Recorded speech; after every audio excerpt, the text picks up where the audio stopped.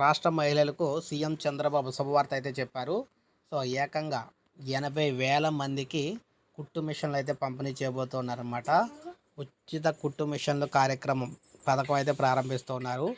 ఈ పథకం ద్వారా మహిళలకు ట్రైనింగ్ అయితే ఇచ్చి వారికి ఉచిత కుట్టు మిషన్లు అయితే ఇస్తారనమాట. సో, మీరు చూసుకున్నట్లయితే ఈ విధంగా అయితే ఉండబోతున్నాయన్నమాట. ఇటువంటి మిషన్లు అయితే రాష్ట్ర ప్రభుత్వం పంపిణీ అయితే చేయబోతుంది. మొత్తంగా 80,000 మందికి అయితే పెన్షన్లు అయితే పంపిణీ చేస్తారని తెలియజేస్తున్నారన్నమాట. 80,000 మంది మహిళలకు ఉచిత కుట్టు మిషన్లు. రాష్ట్రంలో 80,000 మంది బీసీ మహిళలకు శిక్షణ ఇచ్చి ఉచితంగా కుట్టు మిషన్లు అందించాలని రాష్ట్ర ప్రభుత్వం భావిస్తుందని గౌడ కార్పొరేషన్ చైర్మన్ వీరందరికీ తెలియజేశారు. అయితే ఆదరణ 3 పథకం ద్వారా బీసీలకు మేలు జరుగుతుందన్నారు. సో, ముఖ్యంగా చూసుకున్నట్లయితే తొందరలోనే సెలెక్ట్ చేస్తారంట.